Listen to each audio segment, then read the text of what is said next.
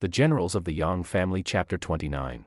Chapter 29 of the classic Chinese text, The Generals of the Yang Family. Which is just a brilliant text. It is, and on the surface it reads like this grand military epic. Right. But our mission today is to look past the armor and the battlefields.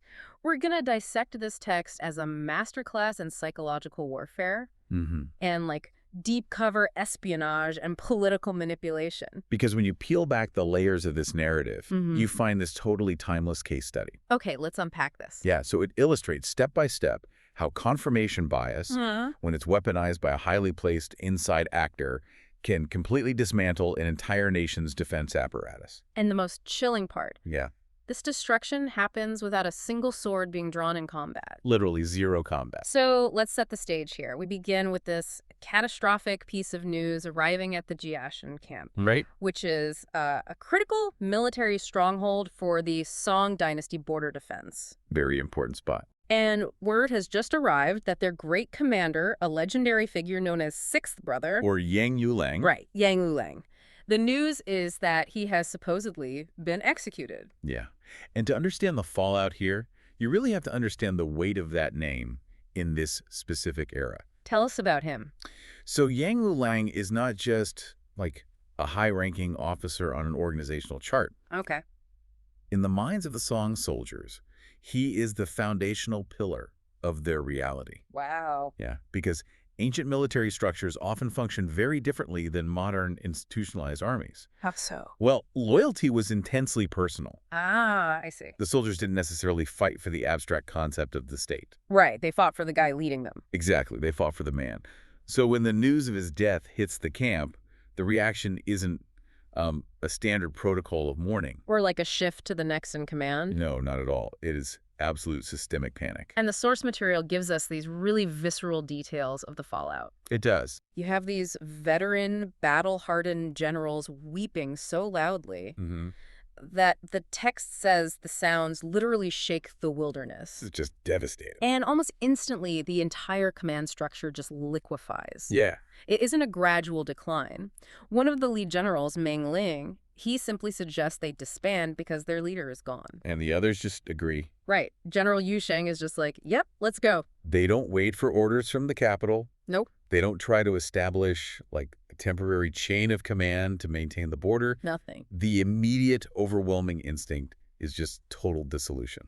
It makes me think about, high-performing organizations or teams you might have been part of. Oh, for sure. Imagine if the visionary founder or the core leader suddenly leaves. The culture just evaporates. Exactly. It's like a startup instantly dissolving the moment the founder bails, and everyone just grabs the office furniture and leaves. That is a perfect analogy. But here, the sale of the abandonment is staggering. It really is. You have these two officers, Liu Chao and Zhang Gai, who decide to build a temple at the base of the mountain. Right, with statues of the commanders for annual sacrifices. Which, is a nice sentiment. Sure. But tactically useless. Completely useless. And then they literally divide up the camp's accumulated resources. They physically dismantled the Sanguan camp. Troops just scatter to the winds. Yeah. Some officers retreat to different camps, like Chen Lin and Chai Gan, heading to Shengshan. Right. But then two of the top generals... This is the crazy part. They actually flee into the Taihang Mountains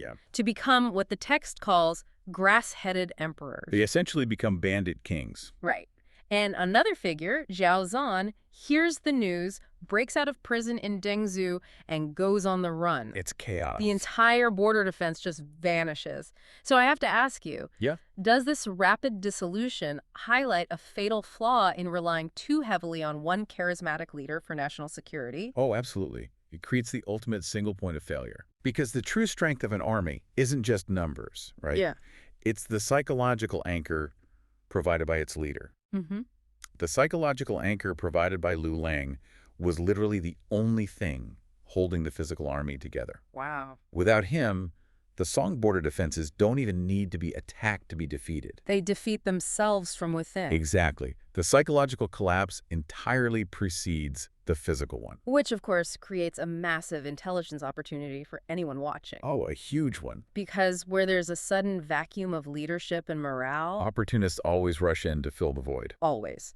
And the opportunist in this scenario isn't sitting across the border looking through a spyglass. No. He is embedded right in the Song royal court. Yes. His name is Wang Qin. The traitor. And he is a sleeper agent. He has been embedded in the highest levels of the Southern Court for years. Wow. So when he hears the rumor that Lu Lang is dead, he sees the culmination of his life's work. He's thrilled. Thrilled. In the dead of night, he secretly writes a letter to his handler. Who is Emperor Shao, right? Exactly. The Emperor Shao of the Liao dynasty. Ah. The northern barbarians who are the sworn enemies of the Song. And the letter Wang Qin writes is just this fascinating piece of espionage. It really is. He reminds Emperor Shao of his long-term loyalty. He notes he spent years in the Southern Court waiting to repay her kindness. Weighing it on thick. Totally.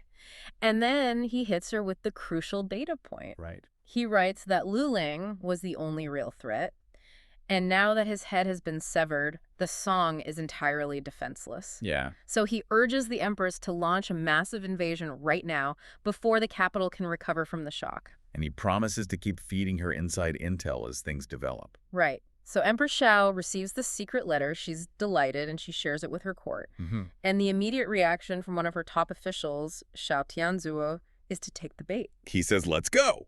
Right. He advocates for exactly what Wang Qin suggested. Okay. A rapid, direct military strike to conquer the Central Plains. Yeah, strike while the Song is disorganized. But wait, let me stop you there. Okay. Because I have to push back on that aggressive impulse from Zhao Tianzuo. Fair enough. Even if we accept that the Song military's morale is down and their top generals are off playing Bandit King in the mountains, Right. charging headfirst into enemy territory based on one letter from an embedded spy seems incredibly reckless. It does. I mean, is it really that simple? If you manage a huge department and a key director leaves, productivity might tank. Sure. But the staff is still sitting at their desks. An entire empire doesn't just forget how to hold a spear. And what's fascinating here is that you were completely right. Oh, really? Yeah, and that exact mathematical reality is what saves the Liao from making a catastrophic mistake. Ah. General Shigai steps forward in the Liao court. Okay.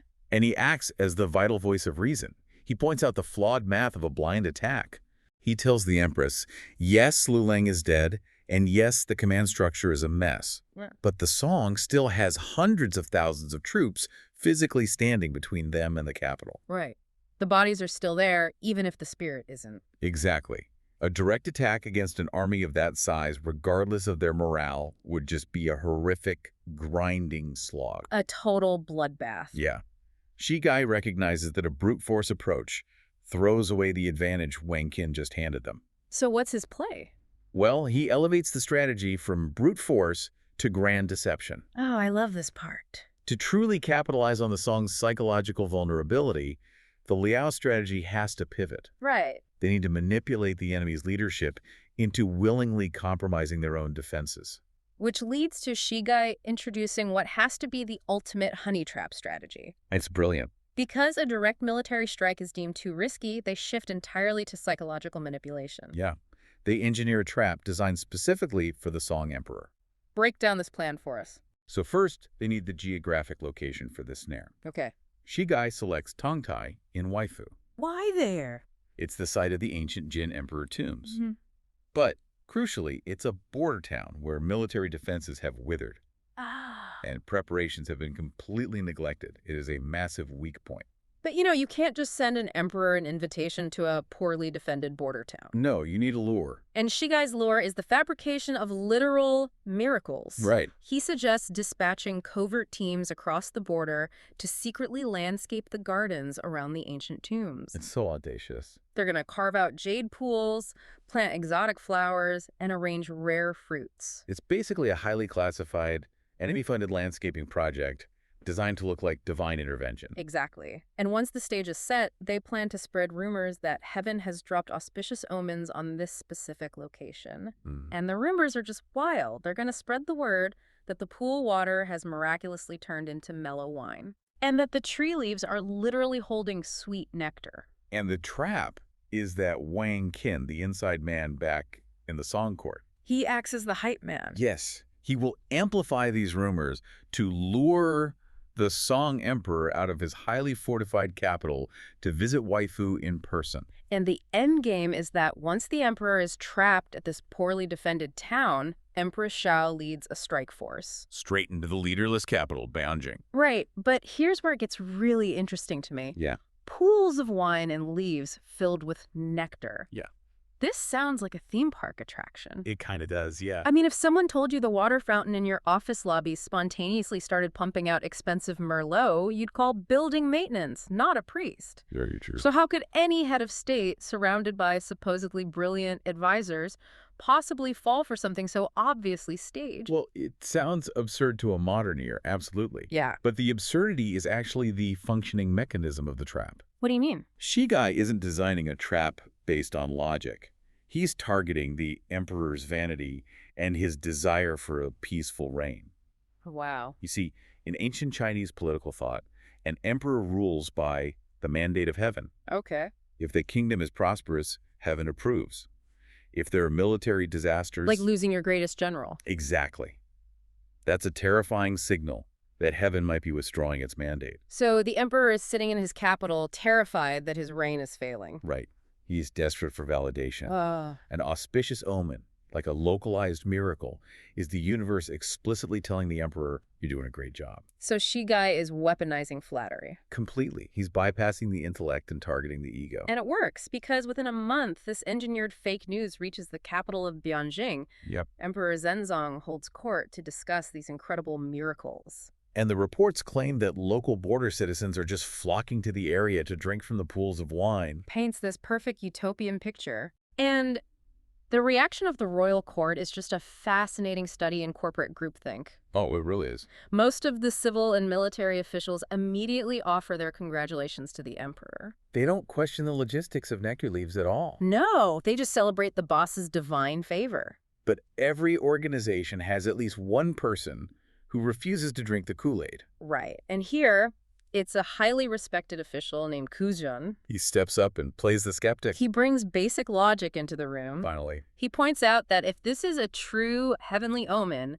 a universal sign of divine favor, Yeah, why is it isolated to just one single neglected border region? right. He's looking at the data anomaly. And he explicitly warns the emperor not to believe it. Kuzhan is basically the risk management department waving a massive red flag. Exactly. But this is where the presence of the inside operative becomes the linchpin. One can. Wen Qin steps in and expertly spins the narrative to neutralize the skeptic. It's masterful. He counters Kuzan by arguing that a localized miracle actually makes it more special. Yeah, a once-in-a-millennium sign of peace. Right, and he urges the emperor to visit in person. To inspect the site and comfort the border citizens. And crucially, to use this divine favor to intimidate the northern enemies. Just look at the psychological judo Wang Qian performs there. It's crazy. He takes a massive strategic vulnerability Moving the head of state to an exposed border. and repackages it as a projection of strength. Wow. He tells the emperor that his mere presence will terrify the Liao forces into submission. And Emperor Zhenzong completely buys it. Hook, line, and sinker. He calls Wang Qin's manipulation loyal words. And ignores Kuzan entirely. Right.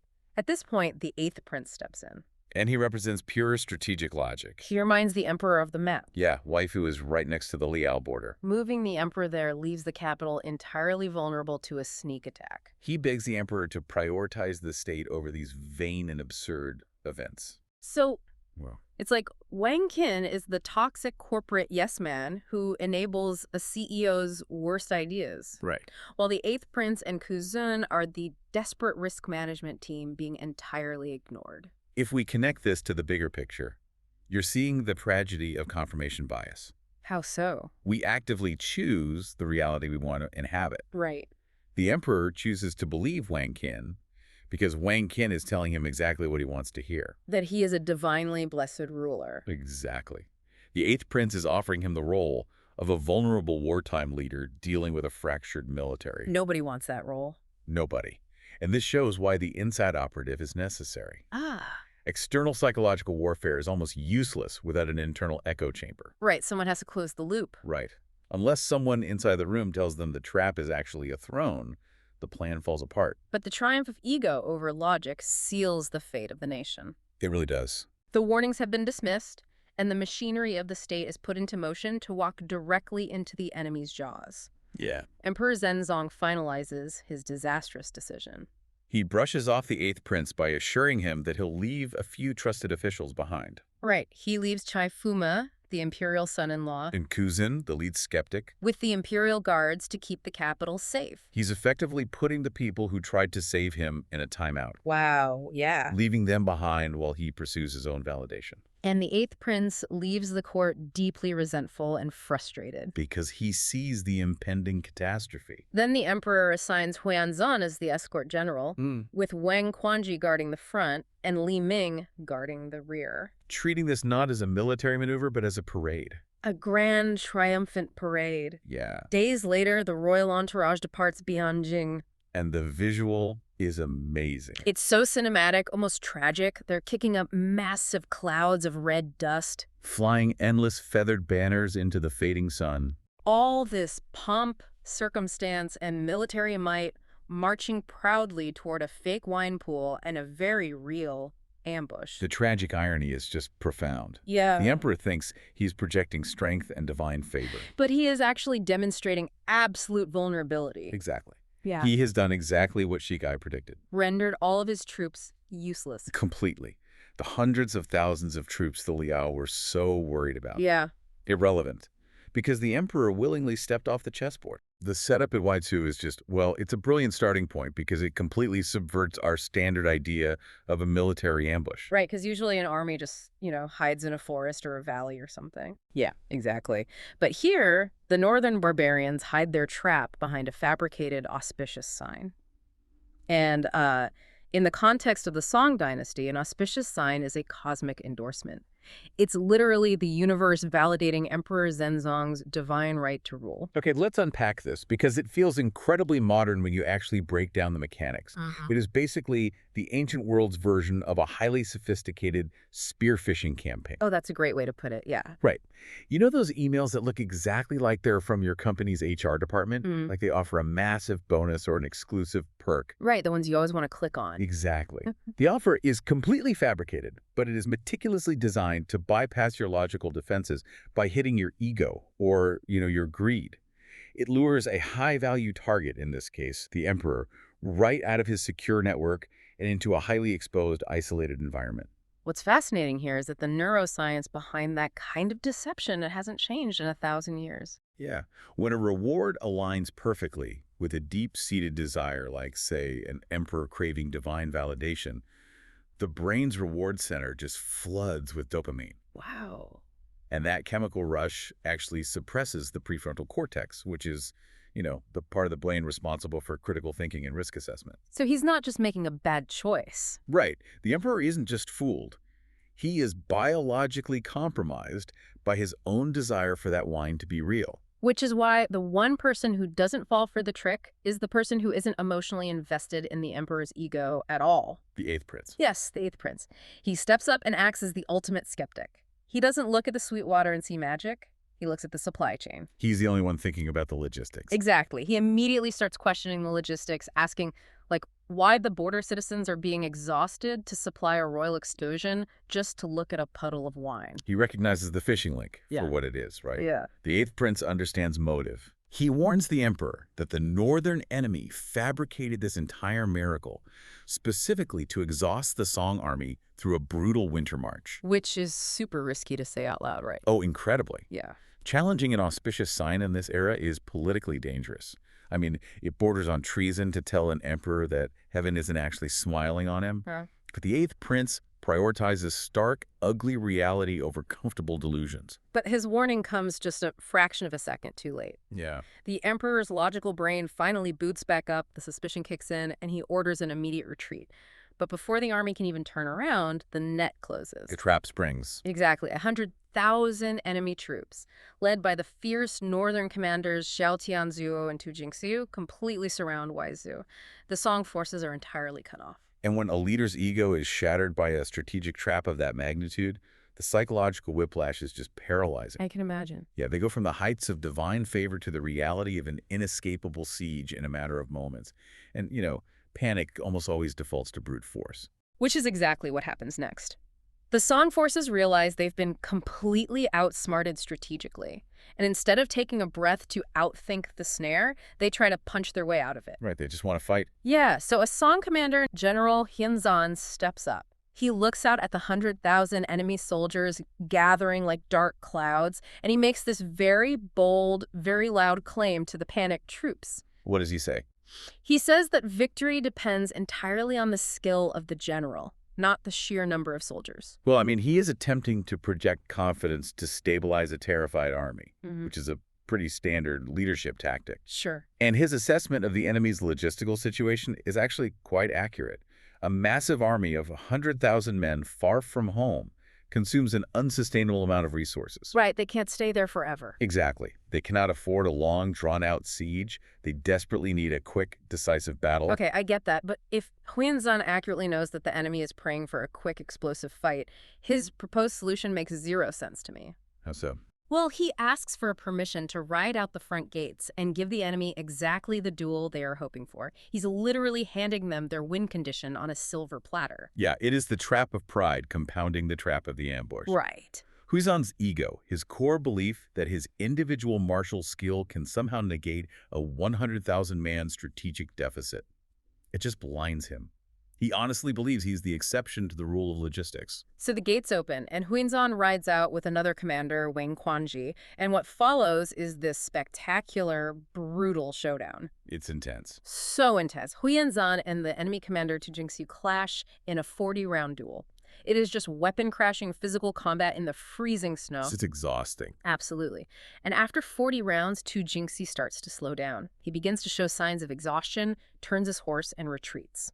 And Huenzan just takes the bait. He gives chase, thinking he has broken the enemy commander. We need to look at the mechanical breakdown of a feigned retreat here, because it exploits human biology just as effectively as the sweet wine did to the emperor. Early. Yeah. After fighting for 40 rounds, Huenzan is physically exhausted and running on pure adrenaline. When his opponent suddenly turns to flee, Huenzan gets a massive psychological release, basically the dopamine hit of victory. Ah, I see. And this triggers extreme tunnel vision. His peripheral awareness literally narrows. He stops looking at the battlefield, the enemy archers, the tree line. His entire universe shrinks down to the back of Tu Jingxi's fleeing horse. And Tu Jingxiu knows exactly how tight that tunnel vision is. Exactly. As Huenzan is blindly pursuing, Tu Jingxiu suddenly turns in the saddle, draws his bow, and fires an arrow. But he doesn't aim for Huenzan. He shoots Huenzan's horse. It's a highly calculated, disabling shot that instantly removes the Song general's mobility and leverage. The horse collapses, Huenzan is violently thrown to the freezing ground, and before the snow can even settle, the enemy forces swarm him. It's over in seconds. He is captured alive, dragged away, and thrown into a wooden prison cart destined for the northern stronghold of Yuzu. Yeah, and Wang Quanji tries to rush in and save him, but it's totally useless.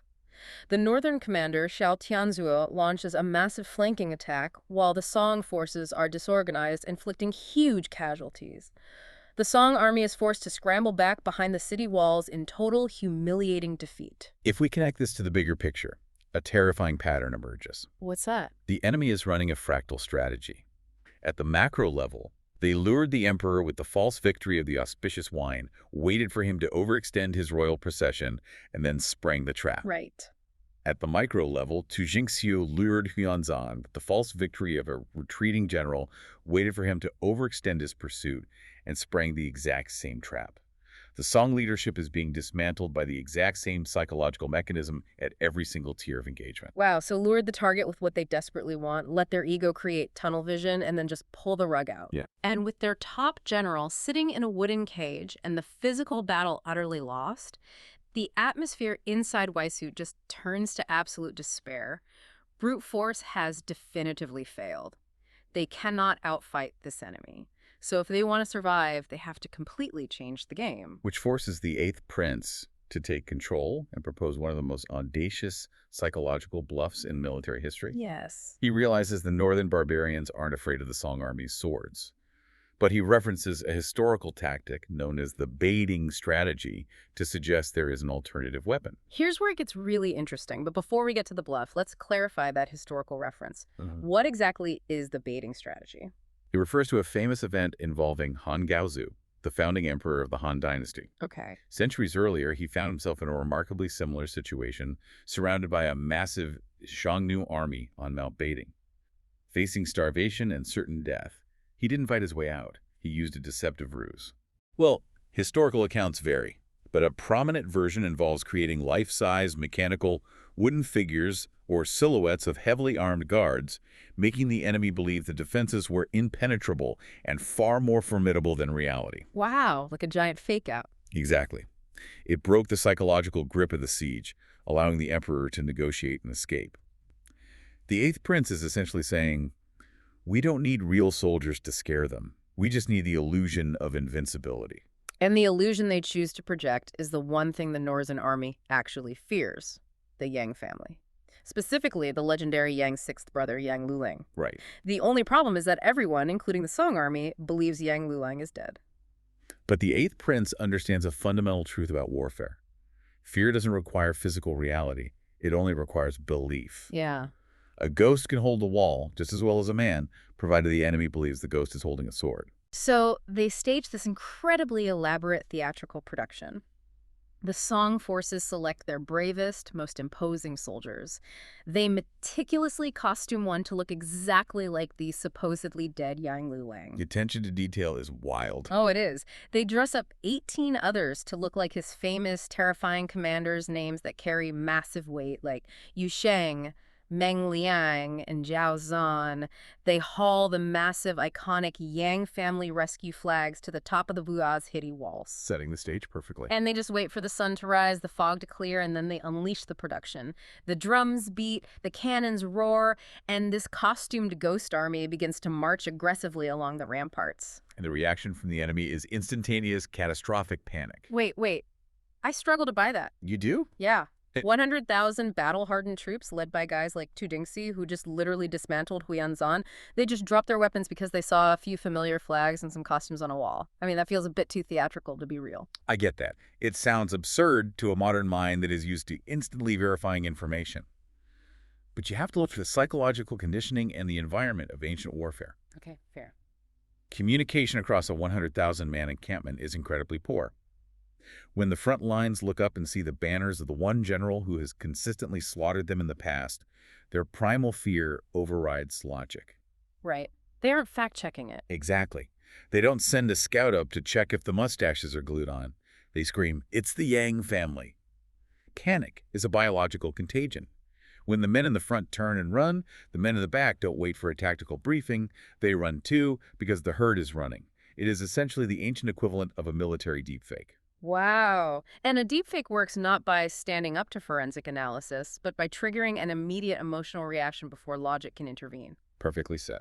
Tu Jingxiu is staring up at the walls, stammering, terrified by the impossible reality of a dead man leading a rescue. The enemy troops start screaming that if they don't flee immediately, there will be no survivors left. Absolute chaos. They break and run like a receding tide. It is so chaotic, they actually trample each other to death in the freezing mud trying to escape.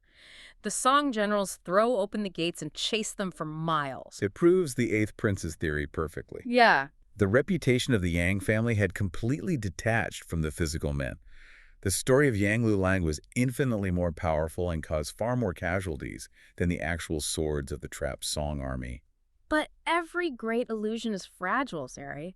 It only takes a single whisper of truth to shatter a mirror. And here comes the whisper. Yes, from a saboteur inside the Song camp named Wang Qin. Wang Qin is furious watching the enemy flee. He actively mocks the northern troops, calling them cowardly infants for being so easily spooked by a name. He just can't stand it. No. So he commits high treason. He secretly smuggles a messenger out to the retreating enemy commander, Xiao Tianzhuo, tipping him off that the whole thing was a stage play. The imposing Yang army on the walls is entirely fake. And Xiao Tianzhuo's reaction to this intelligence is one of the most chilling moments in the text. What does he do? Well, you would expect him to be embarrassed or enraged at being fooled. Yeah, totally. Instead, he experiences a profound sense of awe. He realizes the implication of his own army's terror, stating, If the fake scares us this much, the real ones would defeat us without a fight. Wow. That is the ultimate validation of a reputation. The enemy commander basically acknowledges that their terror was entirely justified. He validates the reputation, yeah, but strategically, the bluff is over. Right. Xiao Tianzuo rallies his massive panicked army. Instead of fleeing back north, they turn around, march right back to the gates of Oizu, and besiege the city even tighter than before. They lock down every exit, every supply line, for over 20 agonizing days. The deepfake bought the Song army a few days of breathing room, but ultimately it provoked a far more suffocating reality. The illusion has evaporated. Exactly. The psychological weapon is empty. The Song leadership is forced to confront the grim fact that a story can start a panic when it cannot permanently break a siege. They need the actual physical men. And this triggers a massive psychological shift inside the walls. Oh, yeah. They transition from relying on clever illusions to the devastating reality of having to sacrifice human lives for a microscopic sliver of hope. The desperation just becomes suffocating. The emperor climbs the watchtower, looks out over this watertight blockade of 100,000 men, and his spirit finally breaks. He's had enough. Yeah. The man who started this journey looking for sweet wine and divine validation is now reduced to absolute despair. He decides he's going to lead a suicide charge. He wants to ride out with his remaining generals and just fight to the death to end the anticipation. But the 8th prince intervenes again. Thank goodness. He physically stops the emperor from throwing his life away. He tells him that without the real Yang Lulang, any charge is doomed. He uses this incredibly vivid elemental imagery, stating that only Lulang has the power to melt this massive enemy force like boiling water poured on snow. What stands out to you in this moment, for me, it's just think about the crushing weight of that realization. It's heavy. We've all had moments where our usual tools, our money, our intellect, our connections completely fail us. The emperor's standing on that freezing wall, realizing that all his imperial power, his divine right, and his royal decrees are absolutely useless. His survival, and the survival of his empire, hinges entirely on a man that he and everyone else thought was dead. Which introduces a sudden, razor-sharp shift in the political dynamics. Right. The emperor listens to the 8th prince speak with such absolute, unwavering certainty about Yang Lulang's unique ability to save them, and the emperor's suspicion flares up. He starts putting the pieces together. Exactly. But this is about poisoned wine anymore. Mm-hmm. He realizes the 8th prince might be holding on to the biggest political and military secret in the empire. He suspects the 8th prince knows that Yang Lulang is actually still alive. The unspoken tension there is just incredible. The emperor doesn't demand the truth directly because, to do so and be wrong would be humiliating, and to be right would mean admitting his own minister deceived him. It's a tricky political dance. Yeah. Instead, he orchestrates a massive legal maneuver. He agrees to issue a universal amnesty, a sweeping pardon decree, under the guise of searching the entire empire for Lulang. But, watching the 8th prince's subtle reactions, the emperor specifically targets the search toward the region of Ruzu. It is a breathtakingly desperate play. Yeah. They are starving, freezing, and completely encircled. Yeah. And their entire grand strategy now relies on somehow smuggling a piece of paper through 100,000 hostile swords to a man who might not even exist. And the execution of this plan is the bloody, brutal climax of our text.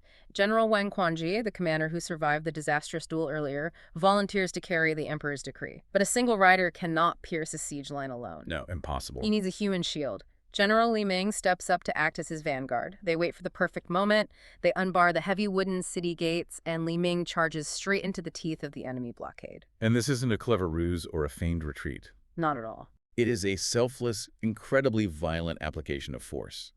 Li Ming engages the northern general Ye Luqing in desperate, chaotic combat.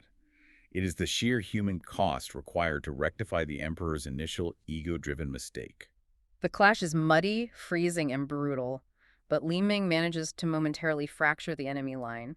He creates just enough space, just a tiny gap in the wall of shields, for Wang Quanji to spur his horse through. He makes it out. He bursts out of the encirclement and gallops desperately toward Rusu with the decree. Meanwhile, Li Ming, completely exhausted and outnumbered, fights a brutal rearguard action. He retreats back behind the crumbling walls of Lisu and slams the gates shut. Leaving them all trapped again. Yes, leaving the emperor, the 8th prince, and the starving Song forces trapped inside, waiting to see if a ghost will actually answer their call.